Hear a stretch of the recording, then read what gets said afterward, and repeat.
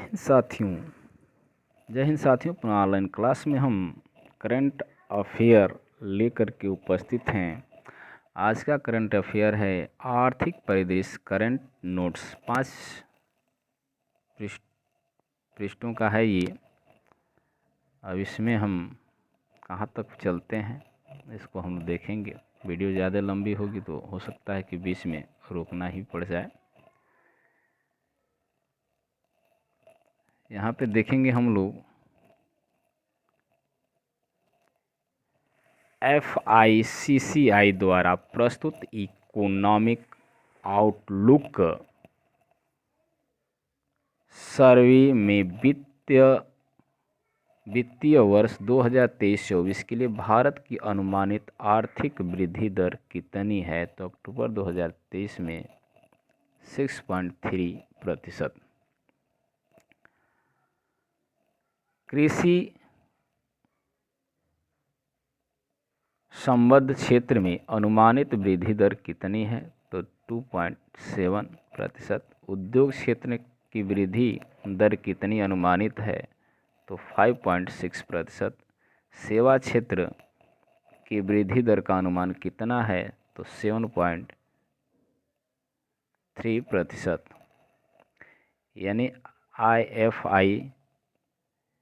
आगे है FICCI का विस्तृत रूप क्या है? इसका है federation of India chambers of commerce and industries.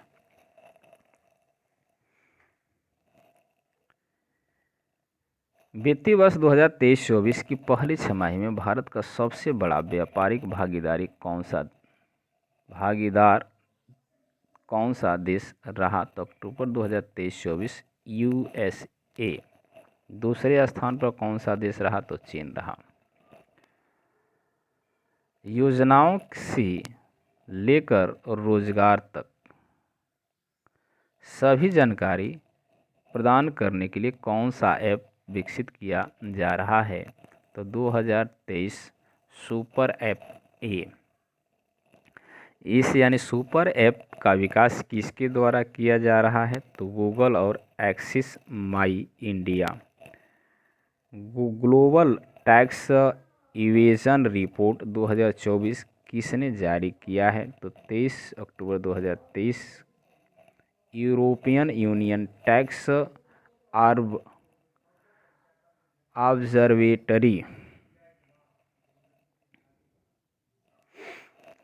2022 में कितने डॉलर के कर लाभ को टैक्स हाइवन देशों में स्थानांतरित किया गया? तो $1 ट्रिलियन। भारतीय रिजर्व बैंक ने वित्तीय समावेशन और विकास के प्रति अपनी प्रतिबद्धता को मजबूत करने हेतु उप कार्यालय कहाँ स्थापित किया है? तो 20 अक्टूबर 2023 को ईटानगर। उप कार्यालय का उद्घाटन किसने किया है? तो doctor Michael Devvrat Patra, deputy governor RBI। वर्तमान में भारत रिजर्व बैंक के गवर्नर कौन है? तो शशिकांत दास हैं। किस राज्य या केंद्र शासित प्रदेश के लिए अंतर्राज्यीय transmission system green energy corridor यानी GEC को मंजूरी दी गई है? तो 18 अक्टूबर 2023 को लद्दाख में। भारत सरकार ने GEC यानी ग्रीन एनर्जी कॉरिडोर किस चरण को मंजूरी दी है? तो दूसरे चरण को मंजूरी दी है। यह कितने गीगावाट की नवीकरणीय ऊर्जा परियोजना है? तो 13 गीगावाट। आगे है लद्दाख में इस परियोजना के लिए कार्यान्वयन एजेंसी कौन है? तो power grid corporation of India limited.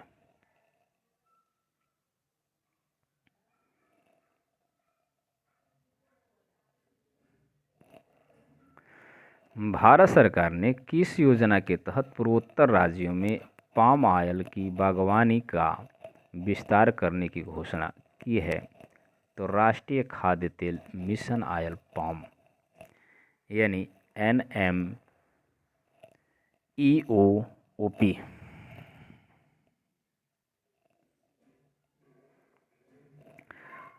Oil palm की खेती को बढ़ावा देने हेतु NMEOOP कब शुरू किया गया? तो वर्ष 2021 में। इस योजना के तहत किस वर्ष तक पाम ऑयल की खेती के तहत 6.5 लाख हेक्टेयर अतिरिक्त क्षेत्र का लाभ का लक्ष्य रखा गया है? तो 2025-26। विश्व में पाम ऑयल का सबसे बड़ा आयातक देश कौन सा है? तो भारत। विश्व के लगभग 90% ऑयल पाम के वृक्ष कहाँ पाए जाते हैं? तो मलेशिया और इंडोनेशिया में। भारत में इसका सर्वाधिक उत्पादन किन राज्यों में होता है? तो आंध्र, तेलंगाना और केरल में। विश्व रिमोट वर्क सूचकांक 2023 किसके द्वारा जारी किया गया? तो वर्ष अक्टूबर 2023। नार्ड लेयर सूचकांक में कितने देश शामिल हैं? तो 108। सूचकांक में प्रथम रैंक डेनमार्क का है, स्कोर है 0.847। सूचकांक में द्वितीय रैंक है नीदरलैंड का, इसका स्कोर है 0.843। सूचकांक में तृतीय रैंक है जर्मनी का, इसका स्कोर है 0.842। सूचकांक में अंतिम पायदान 108 रैंक है अंगोला, स्कोर है 0.321। सूचकांक में भारत का रैंक क्या है? तो 64वां है, स्कोर है 0.610।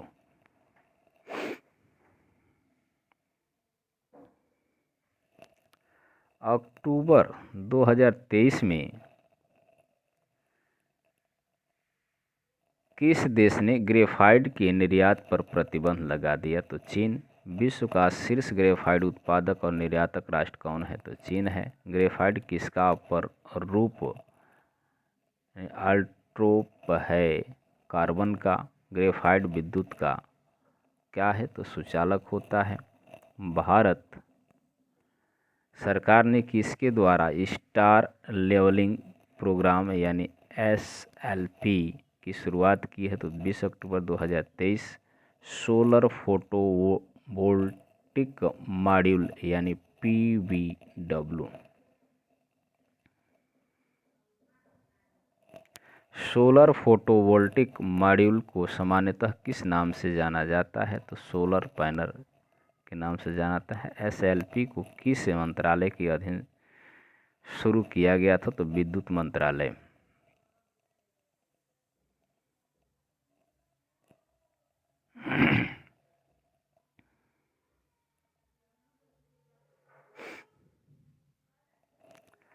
SLP का कार्यान्वयन कौन करता है? तो ऊर्जा रक्षा ब्यूरो करता है। कौशल भारत मिशन के तहत खुदरा विक्रेता समुदाय को सशक्त बनाने के लिए NSDC द्वारा कौन सा कार्यक्रम शुरू किया गया है? तो 15 अक्टूबर 2023 को किया गया सुपर पावर रिटेलर प्रोग्राम।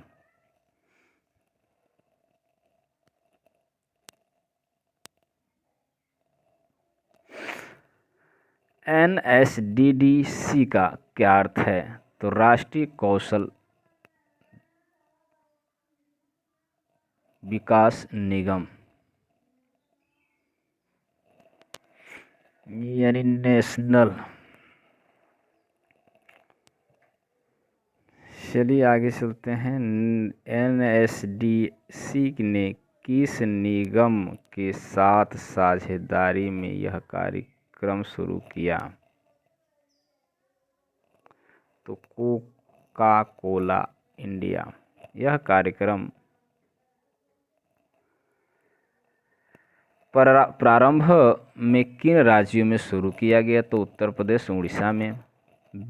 विपणन सीजन 2024-25 के लिए कुल कितनी रबी फसलों के न्यूनतम समर्थन मूल्य की घोषणा की गई है? तो 6 फसलों का 18 अक्टूबर 2023। ये 6 फसलें कौन हैं? तो गेहूँ, जौ, चना, मसूर, रेपसीड, सरसों और कुसुम।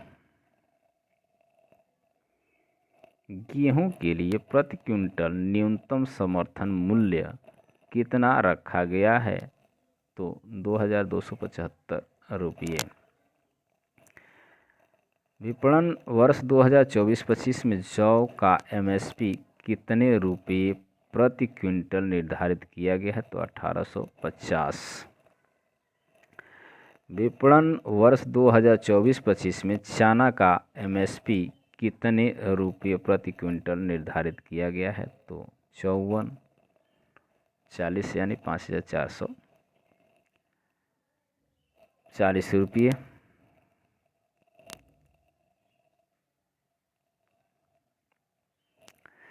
विपणन वर्ष 2024-25 में दाल मसूर का एमएसपी कितने रुपये प्रति क्विंटल निर्धारित किया गया है? तो 6425 यानी 6425 रुपये।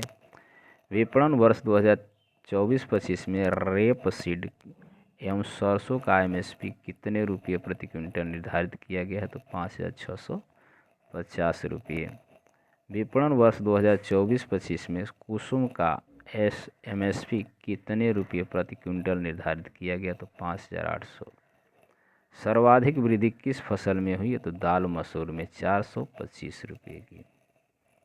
न्यूनतम वृद्धि किस फसल में हुई है? तो उसमें चना में हुई है 105 रुपये की।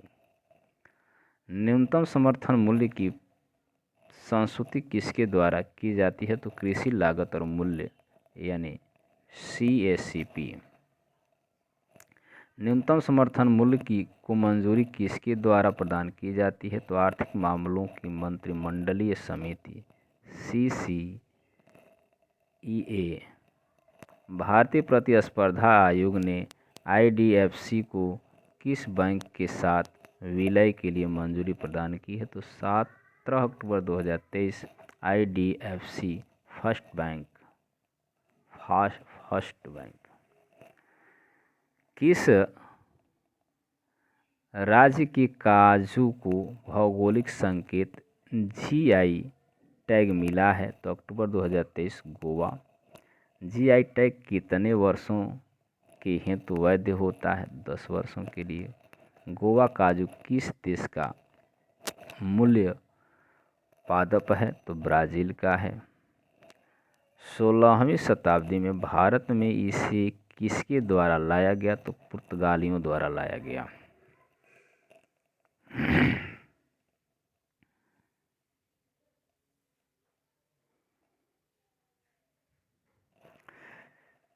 किस राज्य की मरचा धान को GI टैग प्रदान किया गया? तो अक्टूबर 2023 बिहार। यह मुख्यतः बिहार के किस जिले में उत्पादित किया जाता है? तो पश्चिमी चंपारण में। इस धान की मुख्य विशेषता क्या है? विशेष प्रकार की सुगंध और स्वाद। Association of mutual fund in India IMFI का अध्यक्ष किसे नियुक्त किया गया है? तो अक्टूबर 2023 नवनीत मुनोट।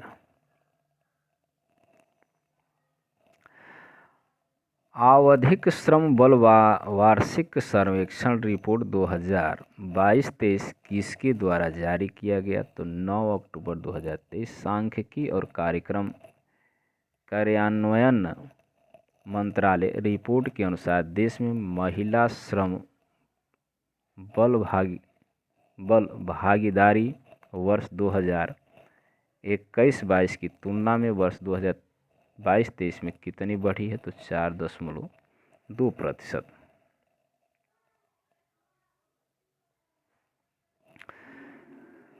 वर्ष 22-23 में महिला श्रम बाल विकास भागीदारी कितनी हो गई है? तो 37%। जुलाई 2022 से जून 2023 के मध्य राष्ट्रीय स्तर पर बेरोजगारी दर कितनी थी? तो 3.2%।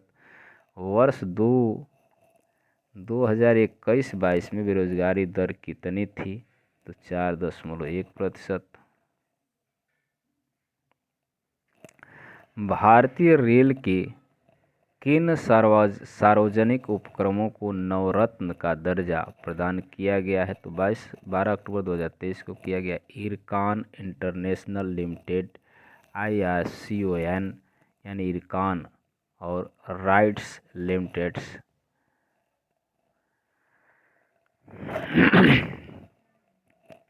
वर्तमान में भारत में नवरत्न उपक्रमों की संख्या कितनी हो गई है? तो 16 हो गई है।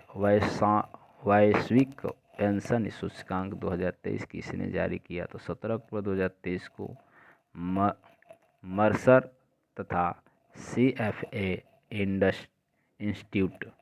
इस सूचकांक में शीर्ष स्थान पर कौन सा देश है? तो नीदरलैंड है। इस सूचकांक में अंतिम स्थान पर कौन सा देश है? तो अर्जेंटीना है। इस सूची में कुल कितने देश शामिल हैं? तो 47 देश शामिल हैं। इस सूची में भारत किस स्थान पर है? तो 45वें स्थान पर। भारत का पहला बिना नंबर वाला क्रेडिट लॉन्च करने के लिए किसने साझेदारी की है? तो एक्सिस बैंक और 5। किस कंपनी ने वर्ष 2022-23 हेतु सर्वश्रेष्ठ रिफाइनरी नवाचार का पुरस्कार जीता है? 9 अक्टूबर 2023। मैंगलोर रिफाइनरी और पेट्रोकेमिकल परिसर। यह पुरस्कार किसने प्रदान किया? तो केंद्रीय पेट्रोलियम और प्राकृतिक गैस मंत्री हरदीप सिंह पुरी।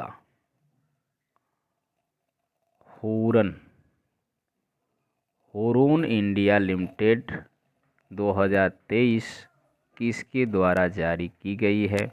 10 अक्टूबर 2023। हुरून इंडिया 360 वन वेल्थ द्वारा।